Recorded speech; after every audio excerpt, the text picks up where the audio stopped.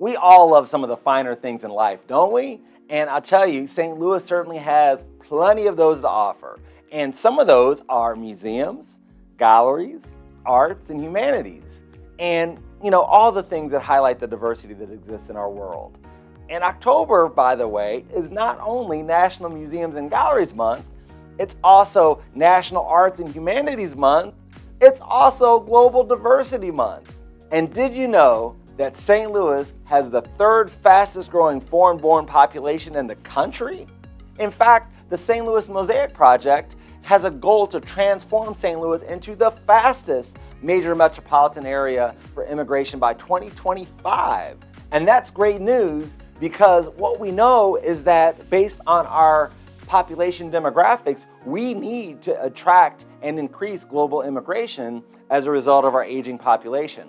We've got baby boomers who are entering retirement. Many of them are already in retirement, of course, but they're becoming what we would call net recipients of social services as opposed to net payers. And we know that today, for every person that has a college degree in the United States, there are 2 jobs available. So we certainly need to work to attract more people to this country so that we can feed the economy and grow the economy and create great outcomes for our community. And plus, as we know, diversity is such a beautiful thing to have, and we all make better decisions as a result of the levels of diversity that are within a given group. So let's talk about some ways that you can make the most out of the month in St. Louis with all the amazing museums and galleries and events happening. There's a ton. Food, music, art, my favorite things, the finer things in life, if you will. First Friday is a great way to start. Museums and galleries are open late in Grand Center Arts District, and even outside of Grand Center Arts District, you can head over to the St. Louis Art Museum to check out the culture exhibit. It is a great one. I had the opportunity recently to take Sienna there, along with one of her organizations, to check out the exhibit and talking about the 50-year anniversary of hip hop. And the exhibit really was impressive because it was about the art surrounding all of that.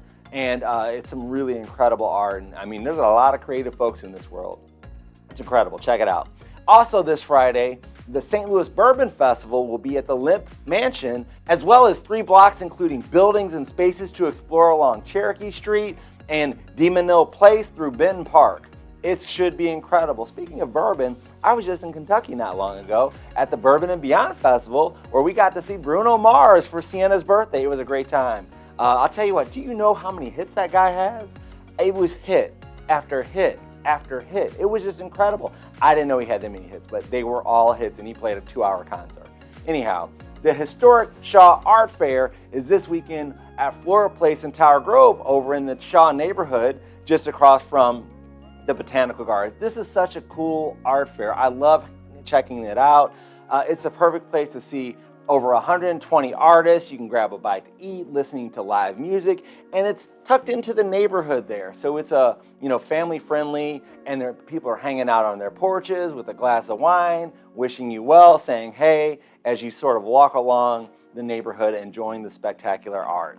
Grove Fest is on Saturday, and it's going to be complete with a merchant village, a food village, a family area, street performers, and main stage performances. I'll tell you, I love Grove Fest. You go down there, and this time of year, the weather is incredible. They've got the big stage, and you could see everybody, and the diversity of people. Let me tell you, there are all kinds of people at Grove Fest, and it is a fantastic time. I'm really looking forward to checking that out.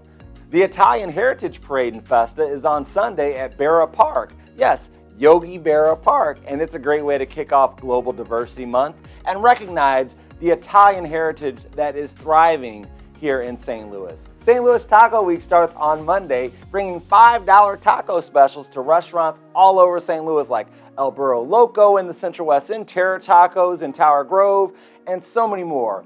There's even taco passports being handed out for those wanting to hit multiple locations this week. I know that my team over here, the Real Estate Solutions Group at Red Key Realty Leaders, is definitely going to look to collect 4 stamps so that we can enter the grand prize raffle. It should be a great time for sure.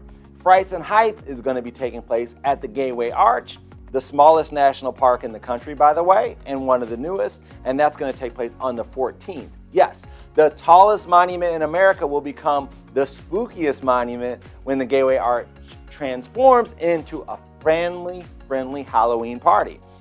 There's going to be ghost stories, freaky fudge, balloon animals, anyway, and a trick or tram ride straight up to the top of the Gateway Arch.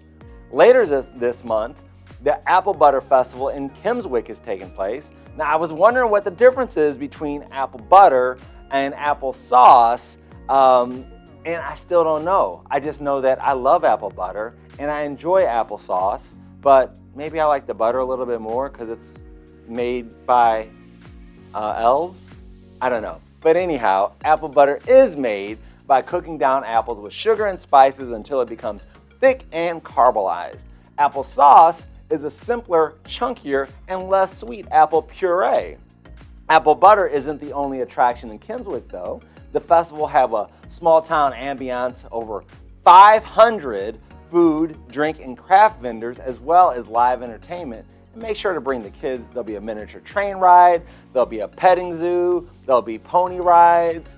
I love all that stuff. In fact, I would always hang out at Grant's Farm when the girls were younger, and because they've got the petting zoo and you could feed the little baby goats with the milk. Yeah, it's the most adorable thing. If you're in a bad mood, feeding baby goats out of a bottle, you cannot possibly be having a bad day after that. Once you finish, you're just gonna love everybody. And we know that the end of October is the time to be anyone or anything that you want because it's Halloween. Throughout the month, you can celebrate spooky season with Fright Night at Six Flags, Fright at the Museum, at the City Museum downtown, or the not so haunted house over at the Magic House if you're looking for something not so scary for those younger tykes. But if you're looking for a Halloween party, there is none other like the Central West End Halloween party. It is incredible. It's known as the most legendary Halloween party. And I'll tell you what, folks are serious about their Halloween costumes down in the Central West End. The Central West End will be kicking it off before the sun goes down on the 28th with the children's costume parade in the morning and festivities throughout the day. But then it's going to be followed by the pet costume parade, and then there'll be live music and a street party that will last all night. And I'll tell you, it is, I promise you, you'll see the best costumes you have ever seen before. It's incredible. And there's so much more that I didn't get to mention. You know, St. Louis has so much to offer. I know I say this every month, but make sure to get out there and enjoy all the things that our beautiful city has to offer.